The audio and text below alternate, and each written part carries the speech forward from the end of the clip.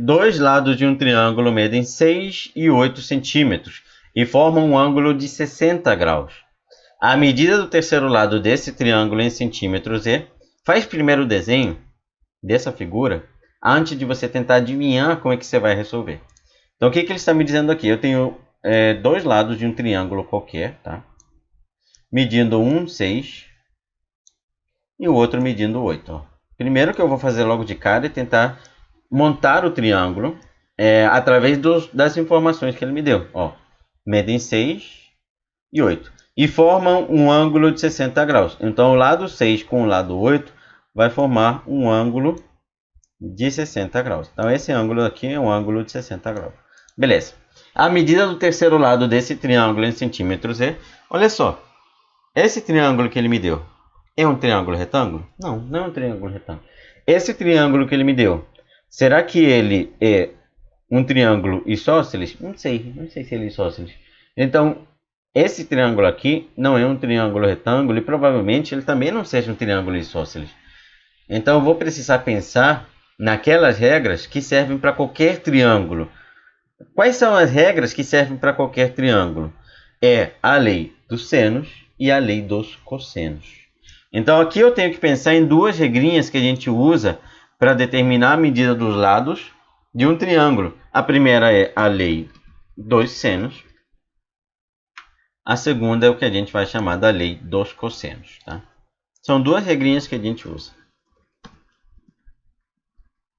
Quando é que a gente vai utilizar a lei dos senos? Para você poder utilizar com mais facilidade a lei dos senos, você precisa de pelo menos dois ângulos, tá? Para ser trabalhado.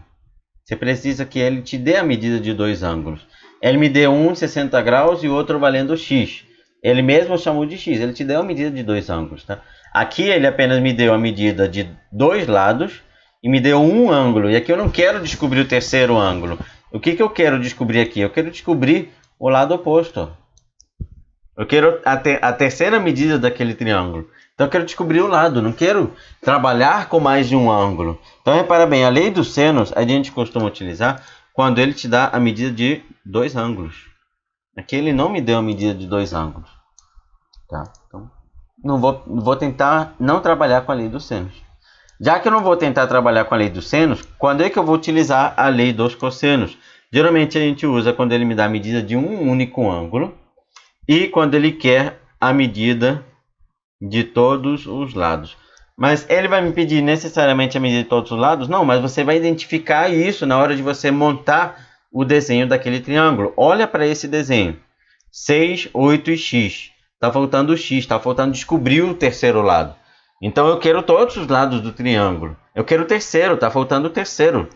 Se eu quero descobrir todos os lados, eu vou utilizar a lei dos cossenos.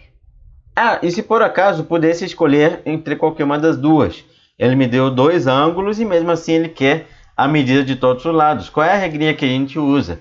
Se você tiver que optar entre uma das duas e você conseguir usar as duas ao mesmo tempo, aí você opta pela lei dos senos, que a fórmula ela é mais fácil de ser trabalhada. Tá? Mas nesse caso vamos ter que trabalhar com a lei dos cossenos. Qual é a fórmula da lei dos cossenos? Vou relembrar a lei dos cossenos nesse exemplo. Depois a gente pega um outro exercício, de repente em uma outra aula, trabalhando a lei dos cossenos. Tá?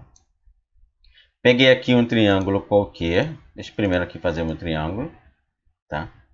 E aí a gente vai chamar os lados dele de A, B e C, igual a gente já costuma trabalhar. Ó. F. Peraí. A, B e C. E a gente precisa de pelo menos a medida de um ângulo. Então eu vou chamar esse ângulo aqui ó, de X. Tá? Aí, o que a gente diz? A lei dos cossenos ela vai ser dada pela seguinte fórmula. Vai ser A elevado ao quadrado. Esse A é sempre o lado de frente para o ângulo. Tá? Anota aí. O A é sempre o lado de frente para o ângulo. Sendo igual a B elevado ao quadrado mais C elevado ao quadrado menos 2 vezes B vezes C. Não, se eu preciso gravar essa fórmula, pelo amor de Deus, precisa. Mas eu já te ensinei em outras aulas, eu volto aqui a repetir, como é que você faz para gravar fórmulas dentro da geometria plana. Você olha para elas. Você grava usando elas. Então você grava fazendo questões que você tenha que usar elas. Você não grava tentando decorar. Você pega uma questão de lei dos cossenos. Aí você vai lá, olha para a fórmula, usa. Você aprende a usar a fórmula. É mais importante você aprender como é que usa a fórmula do que ficar se forçando durante vários dias a decorar ela. No momento em que você aprende como é que se usa essa fórmula, você já gravou. Então, usa essa dica para você gravar as fórmulas da parte da geometria. Cosseno de x. Tá? Completei aqui minha fórmula. Então, é a ao quadrado igual a b ao quadrado mais c ao quadrado menos 2 vezes o b vezes o c vezes o cosseno de x. Sendo x o ângulo que ele me deu. Então, ó, aqui é importante a gente ressaltar. O A, eu sempre chamo ele de o lado de frente para o ângulo.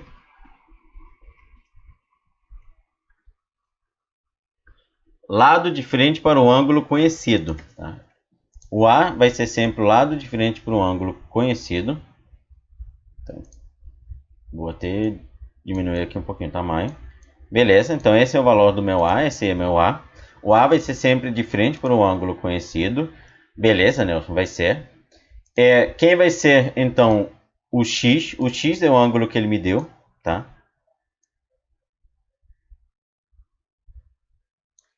O X vai ser o ângulo que ele me deu. Aí que eu estou tendo dificuldade de descer. O ângulo que ele me deu. E esse B e C são as medidas dos outros dois lados daquele triângulo, tá? Então eu coloquei aqui apenas alguns detalhes para vocês conseguirem identificar na fórmula de vocês quem é que vai ser o A, quem é que vai ser o B e quem é que vai ser o C, tá? Então o A, ele vai ser quem? O A, ele vai ser o lado de frente para o ângulo conhecido. O B ele vai ser quem? Um dos outros dois lados. O C, o outro lado. E o X é o ângulo que ele me deu. O A e o X são os mais importantes para essa fórmula, tá? São os que você precisa, de fato, entender, tá? Ok, Nelson. Agora é o seguinte. Quando a gente trabalha com essa fórmula, eu preciso identificar o A, B e C na figura que a gente acabou de montar. Sim, eu preciso identificar o A, B e C. Eu preciso saber quem é que vai ser o A, quem vai ser o B e quem vai ser o C. Então vamos identificar, vamos verificar quem vai ser quem. Vamos lá. Vamos dar uma verificada quem é que vai ser quem, tá? Então, ó, repara bem quem é que vai ser quem aqui no meu desenho, tá? Nesse desenho, inclusive acho que eu vou tentar puxar ele lá para baixo. Deixa eu ver se... Não. Peraí. Deixa eu puxar ele lá para baixo. Deixa eu puxar esse triângulo aqui lá para baixo para a gente poder trabalhar ele aqui embaixo com mais facilidade, mais espaço, tá? Beleza, ele está aqui embaixo. Show! Aí esse triângulo está aqui na parte de baixo. Aí olha só, quem vai ser o A, quem vai ser o B e quem é que vai ser o C. O A vai ser sempre o lado de frente para um ângulo. Então o A vai ser o X. Na fórmula que eu te dei, esse X, ele representa o A. Quem vai ser o B e quem vai ser o C? O B vai ser qualquer um dos outros dois lados. Então esse aqui na fórmula que eu acabei de te dar representa o B. E esse aqui na fórmula que eu acabei de te dar representa o C, ó, B e C. Quem vai ser o X? O X vai ser o ângulo que ele me deu, o ângulo de 60 graus, o X. Então pronto, já tenho aqui. Agora eu vou apenas substituir na fórmula. Vou reescrever a fórmula. A ao quadrado igual a B ao quadrado mais C ao quadrado menos 2 vezes B vezes C vezes o cosseno de x. Está aqui a minha fórmula. Agora eu vou substituir passo a passo cada um dos valores que eu acabei de descobrir. Quem era o A? O A era o x. O x que eu quero descobrir. Então fica o quê? X ao quadrado. Isso aqui é igual a quem? Ao B. Quem é o B? Pode ser o 6, ó. 6 ao quadrado. Mais o C. Quem é o C? O C pode ser o 8. 8 ao quadrado. Menos 2 vezes 6 vezes 8. Que é 2 vezes B vezes C. Vezes quem? Vezes o cosseno do ângulo que ele me deu. E o cosseno do ângulo que ele me deu é o cosseno de quem? De 60 graus mesmo. Tá? O ângulo que ele me deu é um ângulo de 60 graus. Perfeito. Agora é só trabalhar com essa expressão. Vamos trabalhar com ela? Vamos. Ó, o que eu tenho? Eu tenho x ao quadrado sendo igual a 6 ao quadrado, que vai me dar 36, tá? Mais 8 ao quadrado, que vai me dar 64. Menos 2 vezes 6 vezes 8, então vai me dar 2 vezes 6 vezes 8 vai me dar 48.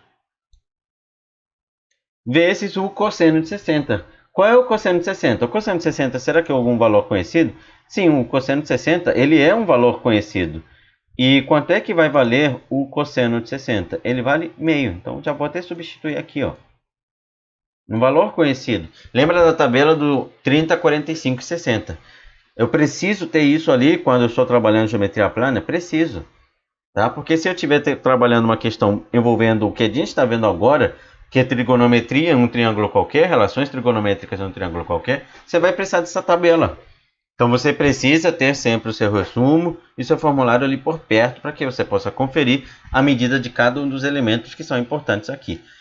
E aqui, inclusive, esse 2 pode cortar com esse 2, porque um vai multiplicar e o outro vai dividir. Então corta logo, que facilita o nosso processo. Aí vamos ficar com o quê?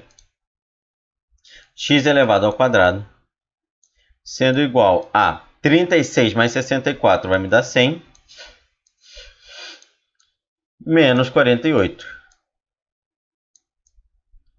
E 100 menos 48, eu vou encontrar que o valor de x elevado ao quadrado vai ser igual a 52. Encontramos o valor de x, portanto, sendo igual a raiz quadrada de 52. Aí agora você precisa adaptar esse resultado que você encontrou com o resultado que está nas alternativas. Igual eu já venho falando para vocês sempre. Cuidado! Que não esteja escrito assim nas alternativas não quer dizer que você errou.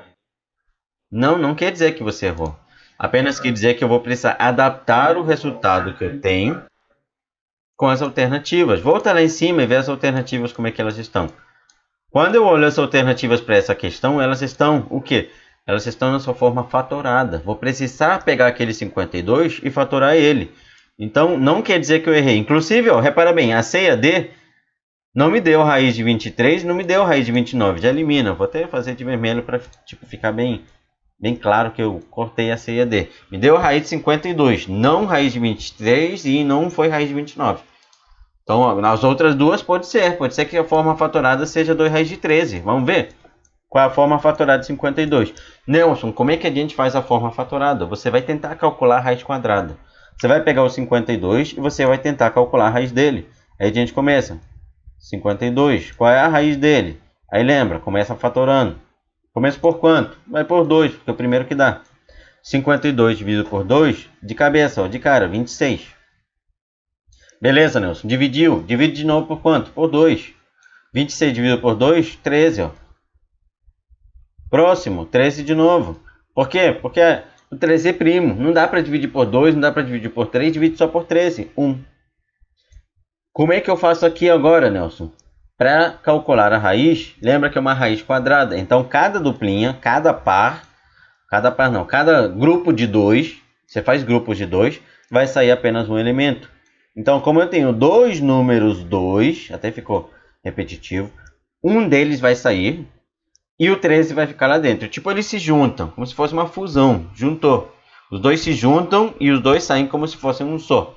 Tá? Então, vai sair o número 2 e a raiz quadrada de 13 vai ficar lá dentro. Então, vamos encontrar o valor sendo 2 raiz quadrada de 13. E aí, essa resposta se encontra na letra A.